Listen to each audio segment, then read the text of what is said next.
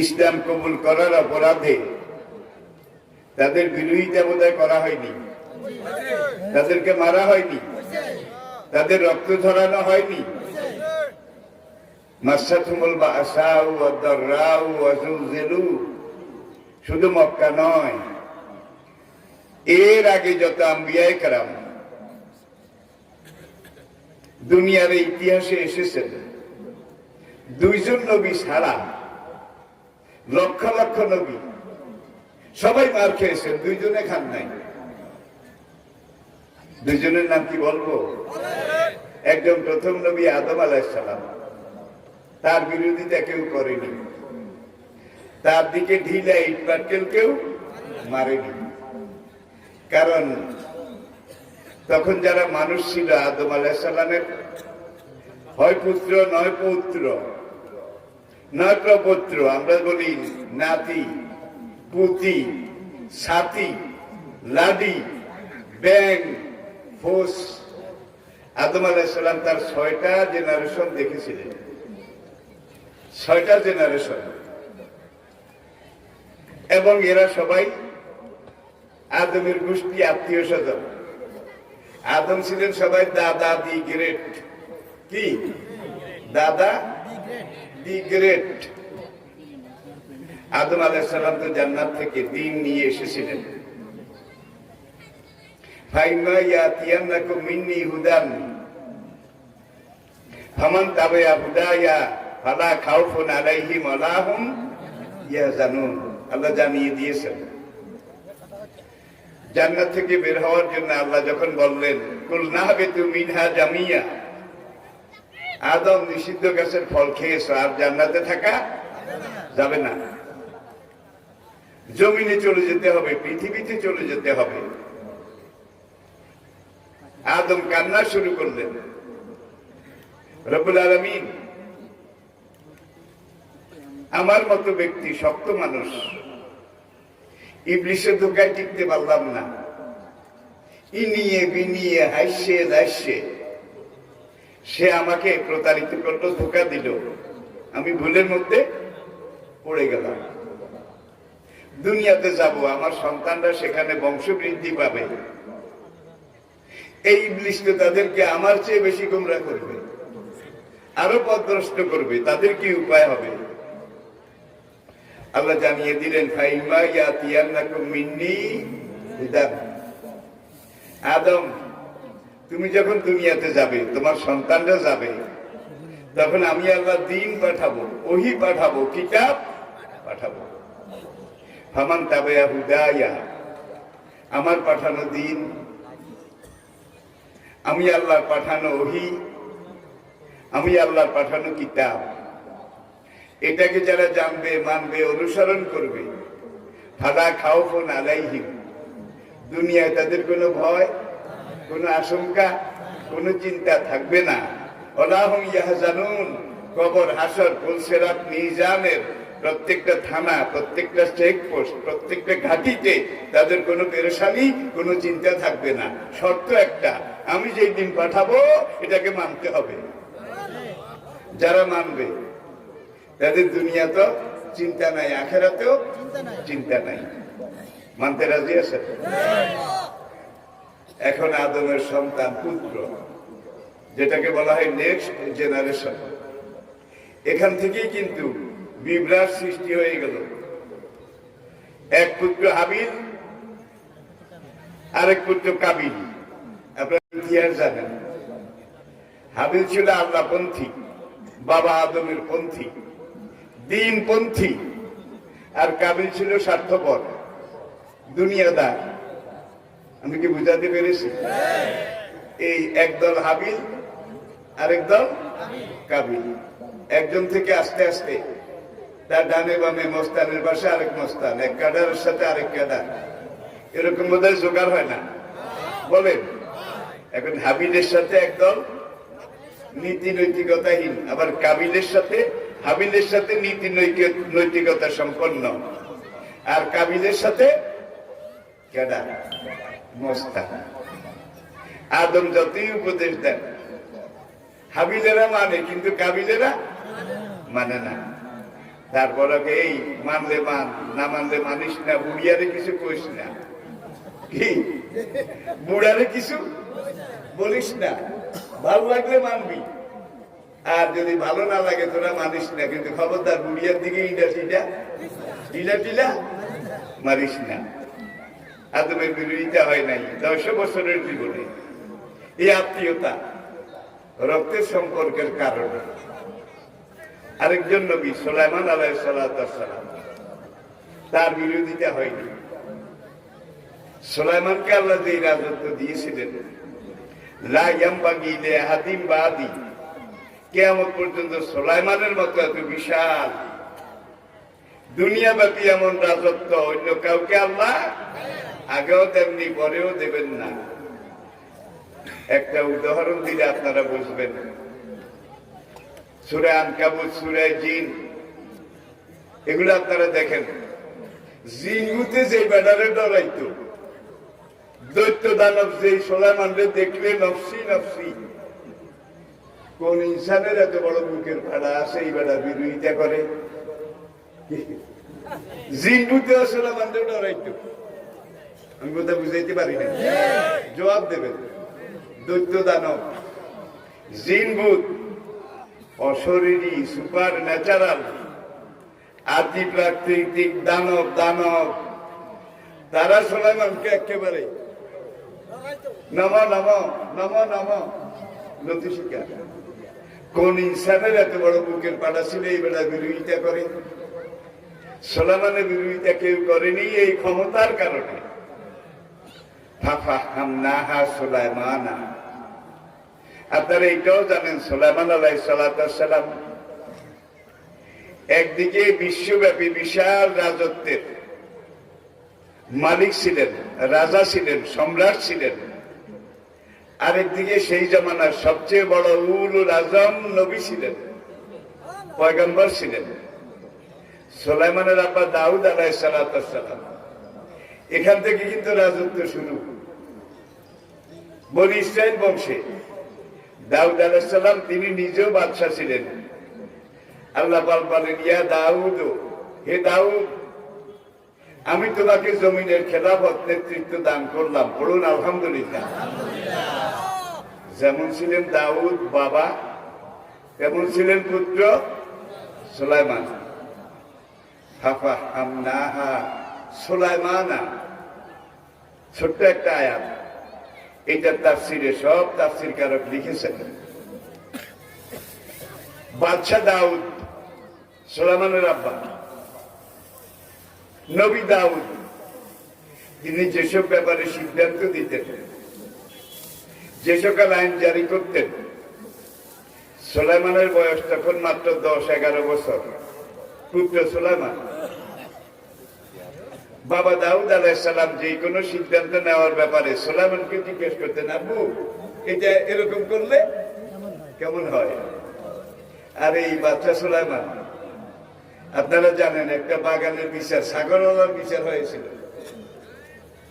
দাউদ আলাইহিস সালাম একরকম করেছেন, পুত্র সুলাইমান বললেন, আব্বা ঠিক হয় নাই। কেমনে রে বাবা ঠিক হয় নাই? আপনি পুরা ছাগলগুলা খেতালারে দিয়ে দিলেন, আর খেতালার কিছু রইল না, বরং এইটা এইভাবে না করে এইভাবে করেন, তাইলে খেতালা যার খেত খাইছে সেও বাঁচবে, যার ছাগলে খাইছে ছাগল আলাও লাভ। এমন ফয়সালা সুলাইমান, বালক সুলাইমান, কিশোর সুলাইমান দিলেন। দাউদ শুধু তাকিয়ে থাকলেন, বাপ কা বেটা। আরেকদিন আরেক সালিশি, বাদশাহ সুলাইমানের কাছে 2জন মেয়ে লোক, 2জন নারী, তারা একটা সালিশ বিচার নিয়ে আসলো। ছোট্ট কোলের শিশু বাচ্চা একটা, মায়ের দাবিদার 2জন। এই মহিলা বলে বাচ্চা আমার, ওই মহিলা বলে বাচ্চা আমার। এরকম বাচ্চা চুরি হয় না? এই যুগ হয়। এখন 2 মায়ের কি এক বাচ্চা হইতে পারে? এই 2জন মহিলা তখনকার দিনে সেই এলাকায় বাচ্চা এক জায়গায় রাস্তার কিনারে রেখে মানুষের বাড়িতে কাজকর্ম করত, চাকরানির কাজ, ঝিয়ের কাজ, ধোয়া মোছার কাজ, রান্না করার কাজ, এইটুকু তো করে। আচ্ছা, বাচ্চা দুটাকে প্রত্যেকদিন যে জায়গায় রেখে যায় সেখানে রেখে তারা বাড়িতে বাড়িতে ঢুকলো কাজের খোঁজে। একটা বাচ্চাকে পাহাড় থেকে বাঘ এসে নিয়ে গেল। 2 মায়ের 2 বাচ্চা, কিন্তু 1 মায়ের বাচ্চা বাঘে নিয়ে গেল, এখন বাচ্চা একটা। বিকেলে মানুষের বাড়ির কাজ সেরে দোনো মা এসে দেখে বাচ্চা একটা। এই মা বলে আমার, ওই মা বলে আর এক করে। ছোট বাচ্চাদের চেহারার মধ্যে কিন্তু কিছুটা মিল থাকে, কিছুটা ফেস, বডি, অ্যাপিয়ারেন্স। এখন দুজন ঝগড়া করে।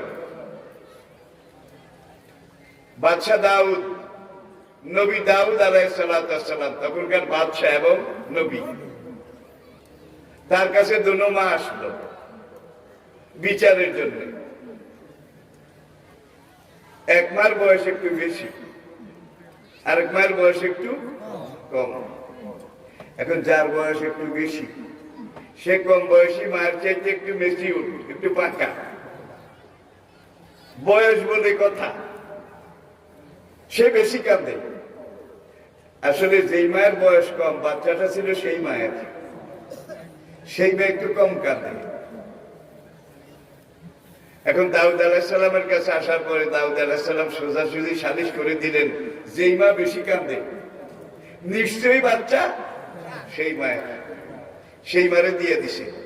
খুব লক্ষ্য করেন, ফাফাহামনাহা সুলাইমান, একটা আয়াত। এটাকে সামনে রেখে আমি কথা বলছি। এখন ওই বয়স্কা মা সে আসলে জাল, নকল। বাচ্চাটা আসলে ছোট মা, কম বয়সী মায়ের। এখন ওই মহিলা বাচ্চা নিয়ে হাসতে হাসতে যায়, আর আসল মা কাঁদতে কাঁদতে, বাচ্চা আমি তোমাকে বাচ্চা দিয়েছে, তুমি নিয়ে যাও। তোমার কাছে একটা অনুরোধ, তুমি একটু দাঁড়াও, শেষবারের মতো, জীবনের শেষবারের মতো বাচ্চাটাকে আমি এক নজর দেখি। বয়স্ক মহিলা বলল, বাচ্চা বাচ্চা আমাকে দিছে, তোকে দেখতেও দেব না। এখন এটা নিয়ে 2 মহিলা সেখানে গেটের সামনে যখন তর্ক বিতর্ক, বাক বিতণ্ডা। আসল মা বলে, আমাকে একবার দেখাও, বাচ্চা তোমাকে দিছে, আমার কোনো আপত্তি নাই, তুমি নিয়ে যাইও, একটু একবারের জন্য দেখতে দাও। নকল মা, একটু বেশি বয়সী মা বলে, বাচ্চা আমাকে দিয়েছে, বাচ্চা আমার, তোকে দেখতেও দেব না। এটা নিয়ে একটু বার্গেনিং, চিল্লা চিল্লি, বাক বিতণ্ডা। শিশু সুলাইমান সেখান দিয়ে যাচ্ছিলেন। শিশু সুলাইমান আগামী দিনের নবী, আগামী দিনের বাদশা। শুধু বাদশা না, পুরা দুনিয়ার বাদশা এই সুলাইমান। সুলাইমান সেখানে যাইয়া কয়, এই বেড়িটা কি হয়েছে? এখন এই দনুমা কইল যে বাচ্চা আমার, আমরা বাদশার কাছে গেছিলাম, দাউদ আপনার আব্বা, তিনি বাচ্চা আমাকে দিছেন, আমার বাচ্চা আমি নিয়ে যাই। এখন এই মহিলা আমার কাঁসল ধরে টানাটানি করে, একটু দেখতে দাও, যেহেতু বাচ্চা আমাকে বাচ্চা দিয়েছে, আমি ওকে দেখতে দেব কেন? পুরুষের চাইতে নারী জাতি কিন্তু হিংসুক বেশি। কেউ কিছু মনে করবেন না, ঠিক কিনা বলেন? পুরুষ যে দূর সহ্য করে, নারীদের কিন্তু এখানে ধারণ ক্ষমতা পুরুষের চাইতে কম। তার একটা সাইকোলজিক্যাল কারণও আছে। আপনারা জানেন, কোরআন বলেছে, লিজাকারি মিসলা হাজ্জিল উনসায়াইন, উত্তরাধিকার ভাগের ব্যাপারও আল্লাহ এইভাবে করেছেন। আবার ইসলামের দণ্ডবিধি ফৌজদারি আইনে একজন পুরুষের সাক্ষীর সমান কি 2 জন মহিলা। হয় একজন পুরুষ সাক্ষী দিলে হবে, আর একজন পুরুষ যদি পাওয়া না যায়, তাহলে 2 মহিলা সাক্ষী দিলে ইসলামের ফৌজদারি আইন, দণ্ডবিধি, জুডিশিয়াল ল, দুই মহিলা সাক্ষী দিলে মনে করা হবে যে একজন পুরুষের সাক্ষীর সমান। এটা নিয়ে এই যুগের একদল বুদ্ধিজীবী বিশেষ অজ্ঞ তারা টানাটানি শুরু করেছে আল্লাহ অঙ্ক কম বোঝে, আল্লাহ নাকি অঙ্কে কাঁচা। ছেলেটা যেমন বাবার, মেয়েটাও বাবা। সম্পত্তি ভাগ করার সময় আল্লাহ ভাগ করলো কিভাবে? লিজ জাকারে ছেলে যদি পায় 2 কড়া, মেয়ে পাবে 1 কড়া। এটা তো আপনারা জানেন, এটা কোরআনের ভাগ। আজকে পুরা দুনিয়া এটা প্রমাণ করেছে এবং স্বীকার করেছে। 1500 বছর আগে কোরআন যেখানে যতভাবে যত কথা বলেছে, যত ওহী এসেছে, যত সিদ্ধান্ত দিয়েছে, আজকের আধুনিক বিজ্ঞানের এই পূর্ণতার যুগে আধুনিক বিজ্ঞানের সবগুলা গবেষণা কোরআনের সাথে এসে মিলে যাচ্ছে। আধুনিক বিজ্ঞানের যে সকল গবেষণা এখনো কোরআনের সাথে মিলে না, বুঝতে হবে এই লাইনে বিজ্ঞান এখনো বালেগ হয় নাই, ঠিক এখনো ম্যাচিউর হয়নি, এখনো না বালেগ। যেদিন বালেগ হবে কোরআনে এসে মিশে যেতে বাধ্য হবে। কোরআন কোন বিজ্ঞান গ্রন্থ নয়, বৈজ্ঞানিক দর্শনও নয়, কিন্তু 1500 বছর আগে কোরআন যে কথাগুলো যেখানে যেভাবে বলেছে, আজকের আধুনিক বিজ্ঞান তার এই পূর্ণতার সময় এসে বিজ্ঞানের অধিকাংশ গবেষণা যেটা পূর্ণাঙ্গ হয়েছে কোরআনে এসে মিলে যাচ্ছে। কারণ এই কোরআন এমন এক কোরআন, যে কোরআনে অযৌক্তিক অবৈজ্ঞানিক একটা কথাও আল্লাহ বলেননি। ইয়াসিন আল কোরআনিল, বিজ্ঞানময় কোরআনের কসম করে আমি আল্লাহ বলছি। সবচেয়ে আনন্দের বিষয়, আজকে আধুনিক বিজ্ঞানের সবচেয়ে বড় আবিষ্কার যেটা, সেটা কম্পিউটার। কম্পিউটার বিজ্ঞান, কম্পিউটারের চাইতে বড় কিছু বিজ্ঞান এখন পর্যন্ত আবিষ্কার করতে পারেনি। কোনদিন যদি হয় তখন দেখা যাবে। মুসলমানের জন্য, আমাদের জন্য, আপনাদের জন্য সবচেয়ে খুশির বিষয় এটা, আধুনিক বিজ্ঞানের সবচেয়ে বড় আবিষ্কার কম্পিউটার বিজ্ঞান পর্যন্ত কোরআনের কাছে সারেন্ডার করেছে। এই যে আমরা কি ঘোড়ার ডিম কম্পিউটার, দেখা যায় কোরআন কম্পিউটারের বাবা। এইদিকে বলতে গেলে আবার সময় এইদিকে খেয়ে ফেলবে, এই জন্য আমি এইদিকে যাচ্ছি না, আর কি একটু ইশারা করলাম। মহিলা 2জন কাঁদে, ছেলে নিয়ে টানাটানি, কানা। এক মহিলা ধমক দেয় আরেক মহিলাকে, একটু কাপড়টা সরা, আমি মুখটা দেখি। না, তোকে দেখতেও দেবো না। তর্ক বিতর্ক চলছে, সোলামান সেখান দিয়ে যায়, কয় কি হয়েছে? মহিলা 2জন বলল, বলার পরে এখন ওই বয়স্কা মহিলা বলে যে আপনার আব্বু নবী এবং বাচ্চা সুলাইমান বাচ্চা আমারই দিছে, আমি বাচ্চা নিয়ে যাই। এই বেডি শুধু পিছিয়ে পিছিয়ে বাচ্চা দেখাও, বাচ্চা দেখাও, বিরক্তিকর, এই জন্য আমি দেখাই না। এখন সুলাইমান দেখেন আব্বার কাছে গেছে, দাউদ আলাইহিস সালামের কাছে, কাব্বু 2 মহিলার কি বিচার করেছেন, কেমন বিচার করেছেন? আব্বুকে, বাবা যে মহিলা বেশি কেঁদেছে, আমার মন বলেছে বাচ্চাটা সেই মহিলার হবে, আমি সেই মহিলাকে দিয়ে দিয়েছি। সুলাইমান, আব্বু আপনার একটা কথা বোঝা উচিত, মহিলা কি আসলেই কেঁদেছে নাকি নাটক সাজিয়েছে? মহিলা প্রতারণার জাল এটা পেতেছে, আসলে আসল মহিলাকে যে বেশি কান্দে। ভাই, একটা হইলো আসল কান্দা, আর একটা হইলো প্রতারণার কান্দার, কিন্তু শব্দ বেশি, চোখের পানিও বেশি, রাগ অনুরাগও বেশি, ঠিক কিনা বলেন? সুলাইমানকে, আব্বা ডোন্ট মাইন্ড প্লিজ, আব্বা হুজুর বেয়াদবি মাফ করবেন, কিছু যদি আপনি মনে না করেন, তাইলে এই 2 মহিলার বাচ্চার বিচারটা একটু আমি করি, আপনি আমাকে অনুমতি দেবেন কি?